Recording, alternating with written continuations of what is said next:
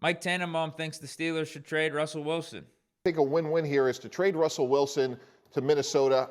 I think he's a better quarterback than Sam Darnold. They certainly can battle it out. And then Ryan Tannehill's still a free agent, guys. And you go back to the 2 years that Ryan Tannehill was with Arthur Smith at Tennessee. They had an unbelievable 2-year run. 18-8, they averaged 30 points per game. Let him come in and at least initially back up Justin Fields. But now you have Justin Fields, who we already said is young. You have Ryan Tannehill, who knows the system and has done a great job with Arthur Smith in the past. And maybe you pick up an extra third or fourth round pick. I got to admit, this isn't a terrible take. I think it's a bad take. But this, coming from Tannenbaum, actually ain't that bad. Usually the stuff that he says is just absurd and ridiculous and like you can't even take it serious. This isn't completely bottom shelf if you're talking about sports takes. Nah, it's not. I could see the vision a little bit. But at the same time, I'm still saying no. Like, this ain't happening. Definitely not happening. I think neither side wants this to happen, is looking for it to happen. Because from the Steelers side of things, Russell Wilson is the best quarterback out of those three guys that he mentioned. Russell Wilson's one, and then you could argue between 2 and 3, Fields and Tannehill. The Steelers want to go into this season with Russell Wilson as the starter. They want to see what this offense can look like with him. They want to see if Russ can turn back the clock a little bit to his Seattle days. Because if he can do that with this running game the Steelers are supposed to have, with this O-line the Steelers are supposed to have, again, what we're supposed to have. Let's ignore what took place in the preseason. With Arthur Smith being here and everything, this offense can be dangerous if Russ can go back to those Seattle days. Dude knows how to win, clutch in the fourth quarter, Super Bowl champion, 9-time Pro Bowler, all that stuff. Right? The Steelers want to see what that could be. I don't think they just want to trade him away willy-nilly like that. Doesn't make sense at all. Doesn't make sense. Because our next option is a Justin Fields or signing a Ryan Tannehill. Russ is above that right now. And then the Vikings, I don't know why they're all of a sudden trying to trade for a quarterback either, specifically Russell Wilson, because they've had Sam Darnold there in-house throughout this whole offseason, OTAs, training camp. And he's been their starter from the beginning of it. Even though the Vikings drafted J.J. McCarthy, they drafted him to be the future. This whole time, Sam Darnold has been slated to be the Viking starter. So I don't know why all of a sudden, with J.J. McCarthy going down, that changes. And the Vikings had every opportunity to bring in Russell Wilson over a Sam Darnold, or even with them signing Sam Darnold. I don't remember the exact timeline, but who's to say they couldn't have had a Sam Darnold and Russell Wilson QB competition, right? They didn't. They had every opportunity, so why all of a sudden are they going to give something up to bring in Russell Wilson? So I don't think it makes sense for either party right now. Where it could make sense, where the Steelers are concerned, is if the Vikings would give up like a first-round pick. Then I would be willing to risk not having Russell Wilson here and starting off the season with the Justin Fields and potentially signing a Ryan Tannehill as the backup. I would just have to accept Justin Fields' floor is potentially going to be worse than a Russell Wilson's floor. That's all. But his ceiling could be higher. You got to give Justin Fields that. For a first-round pick, I'd be willing to take that risk. But anything else, second, third, fourth-round pick, no, let's just roll with Russell Wilson and let the chips fall as they may. But the Vikings aren't giving up a first-round pick for Russell Wilson. They're not giving up anything for Russell Wilson because, again, they could have had Russell Wilson on this vet min contract just like the Steelers got him for, but decided to go with Sam Darnold. I got a feeling that Kevin O'Connell is completely comfortable with Sam Darnold, given that Sam Darnold's been the starter for the Vikings this whole offseason. They signed him to the 1-year, $10 million deal. Sam Darnold's got talent and everything. I'm sure O'Connell, being one of these QB gurus, these good offensive-minded coaches coming from, I don't remember what tree he came from. Was it the McVay or Shanahan tree? I got a feeling he's looking at Darnold and he's like, yeah, I can fix this. We can make this work. Because if that wasn't the case, then Russell Wilson would maybe be on the Vikings roster. once J.J. McCarthy went down, the Vikings would be on the phones trying to bring in another quarterback to compete with Darnold or be the starter. But no, I don't think they're stressing at all. And I don't think the Steelers are pressed to get rid of Russell Wilson either. He's going to be our starter for week 1. You just don't trade your starter away a couple weeks ahead of the season starting. It just doesn't make sense at all. Doesn't make sense. But yeah, I don't think a Russell Wilson trade's happening. No. But this isn't the worst of Tannenbaum takes. I got to give him credit for that. This isn't the worst I've heard. Let's talk Aiyuk briefly. Apparently the Commanders could be in the mix again. Maybe you take this report with a grain of salt, but it comes from NFL insider Mike Silver. I think his name's Mike Silver. His last name's Silver. He said the Commanders could be back in the mix. Obviously, there's been a stalemate with the Niners and Aiyuk on a contract extension. There's been a stalemate on whether or not Aiyuk is getting traded to the Steelers. There's been no advancement on pretty much either side of this over the last week and a half. Now, all of a sudden, the Commanders might be back in this, according to Mike Silver. I guess the timing makes sense because they just traded away former first-round pick receiver Jahan Dotson to the Eagles. He was going to be their second or third guy, I think, at least third guy. So he's not there anymore. And outside of Terry McLaurin, there's not much else for this Washington squad when you're talking about receiving threats. So, yeah, they could use an Aiyuk for sure, but what are they willing to give up? Who knows? Is the offer going to be better than what the Steelers got on the table? And what contract are they willing to give Aiyuk? Is Aiyuk even going to be Is Aiyuk even going to be willing to sign whatever contract the Commanders offer? Because, I think that's part of why he's not a Steeler now. We're offering around 28. If it was 32, I'm sure the deal would be done already. Do the Commanders want to offer 32? It doesn't seem like it. Because that deal would have been done already too. Aiyuk would probably already be a Commander. Because Commanders were one of the two teams that he'd be willing to play for outside of the 49ers. That's why Aiyuk's not a Patriot or Brown. They had decent offers that the 49ers liked, but Aiyuk's like, no, I'm not going there.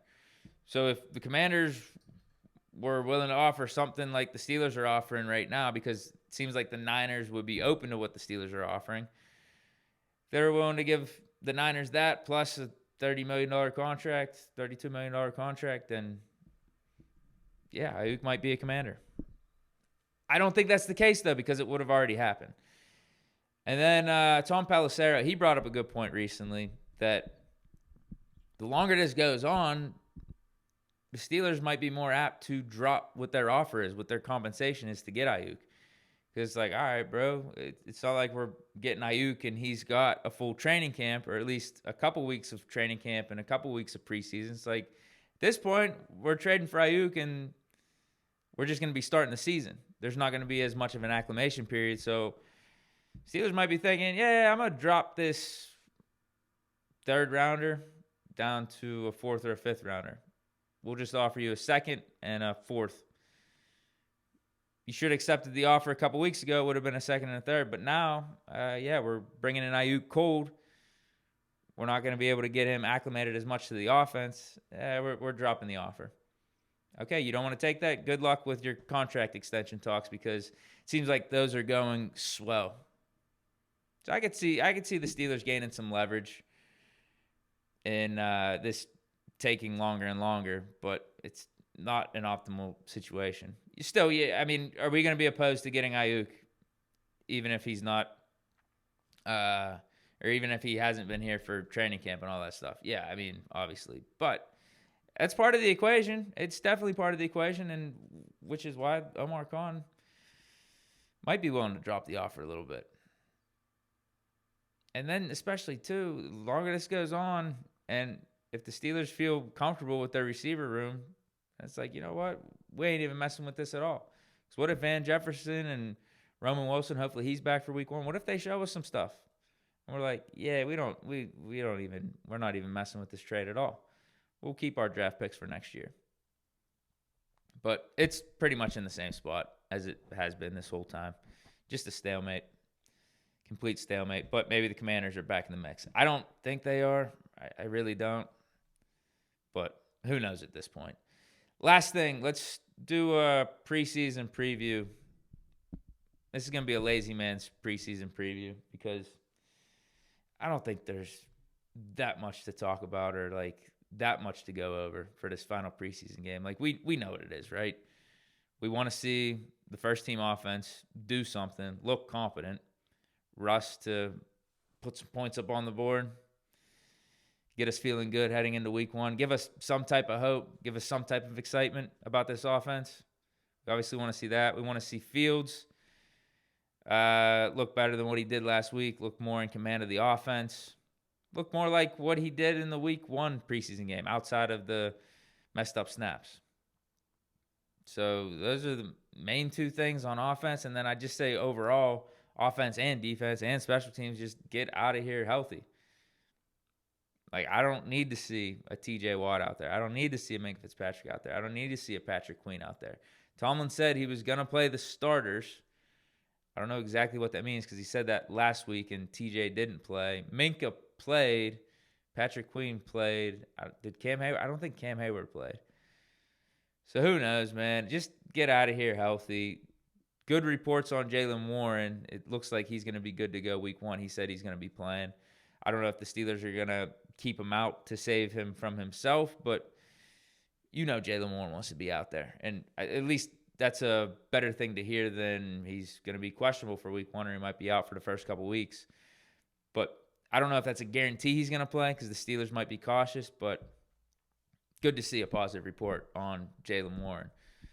So let's see the recap right there. Russ and the first team offense to look good. Fields to look better. Fields to look good. And then just get out of the stadium healthy. I guess the other things to look for are just some of these position battles and like fringe guys to make the 53-man roster. At cornerback or in the secondary, you got Beanie Bishop, Ryan Watts, and Darius Rush probably vying for 2 spots. Out of those 3 players, 2 spots. I think Beanie Bishop's going to make it because what other slot cornerback do we have? So that last spot in the secondary could come down to Ryan Watts and Darius Rush. Now, whichever one doesn't make the roster, I'm sure they'll be on practice squad, but what guy are the Steelers willing to risk going out there and potentially being picked up by another team before making it to practice squad? I'll let you guys decide. I would lean Darius Rush. They would be more willing to put him out there in free agency versus a Ryan Watts. Because Terrell Austin was speaking pretty glowingly about Ryan Watts just a couple weeks ago, saying that he's going to be a good player for the Steelers for a long time. I don't think that's something that the Steelers just let go like that, especially he is a more recent draft pick. Whereas Darius Rush, we picked him up last year free agency after like middle of the season free agency after bouncing around from like the Colts practice squad and the Chiefs practice squad. Former 5th-round pick last year. So if I had to take a guess, I'd say Darius Rush. Out of those 3, he'll be the odd man out. Then you got Dean Lowry, Logan Lee, Isaiah Loudermilk for the last spot or 2 on that defensive line. I think the Steelers like Lowry, and it's just going to come down to Logan Lee or Loudermilk.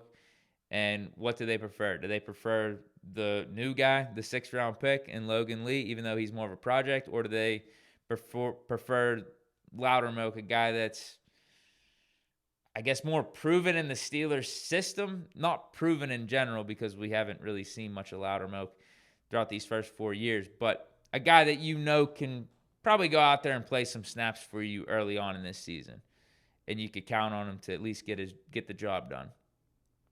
Do they prefer Logan Lee or do they prefer Loudermilk? Logan Lee and the youth that he brings to the table and the athleticism, or Loudermilk, just that steady presence that he can bring. Who knows? The last wide receiver spot, Quez Watkins, Des Fitzpatrick, because I think Scotty Miller's going to make the team. I think the top 5, it's going to be Pickens, it's going to be Van Jefferson, Roman Wilson, Calvin Austin, Scotty Miller. That last spot, Quez Watkins versus Des Fitzpatrick. Quez Watkins obviously got the speed, but then you got the drops issue, the inconsistency. Des Fitzpatrick won't wow you as much, but you throw him the ball, he's going to catch it pretty reliable, at least in these preseason games that he's played. And you can even go back to last year when we've seen him. So what do the Steelers value more there? I don't know. I really don't know. Or do they just roll with 5 receivers and save that extra spot for a Darius Rush or another guy on the defensive line like a Logan Lee or a Loudermilk? How about that final spot on the O-line? I think it comes down to Dylan Cook versus Ryan McCollum. Ryan McCollum is technically considered our backup center. Dylan Cook would be our 4th offensive tackle. I think we'd lean Dylan Cook because we got our top 6 set in stone. You got Dan Moore, Favatano, Broderick Jones. And then interior is Zach Frazier, James Daniels, and Isaac Seumalo. That's our top 6. I think Spencer Anderson, Mason McCormick make the team. And then we got this final spot. I think we lean Dylan Cook because for that interior, we've been messing around with Mason McCormick and Spencer Anderson at center. Like, I think they're going to be, like, technically our backup. And I think with Dylan Cook and the uncertainty that we got going with Broderick Jones and Favatano being injured, I think that clears the way for him, really. Like Ryan McCollum versus Mason McCormick and Spencer Anderson at center, who's better? Who's better? Whereas with Dylan Cook versus whoever else is after him on the tackle depth chart, he's clearly better. So I think we'll go Dylan Cook over Ryan McCollum. And then you got finally, I guess the final edge rusher spot, the 4th guy between Jacoby Windman, Kyron Johnson, and Jeremiah Moon. I got a feeling they would be leaning Jeremiah Moon right now.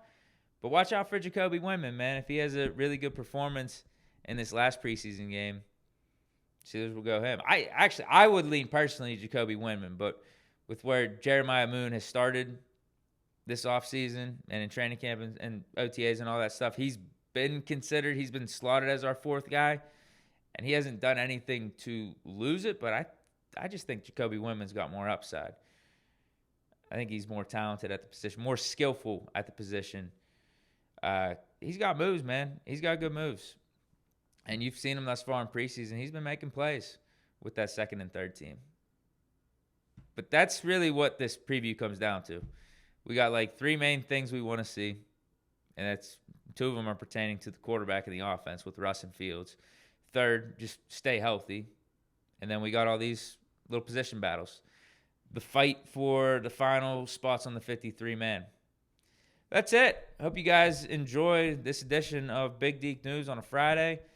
Have a great weekend. Stay safe out there, and I'll see you guys tomorrow for the post game after Steelers face off against the Lions. Stay chilling. Peace.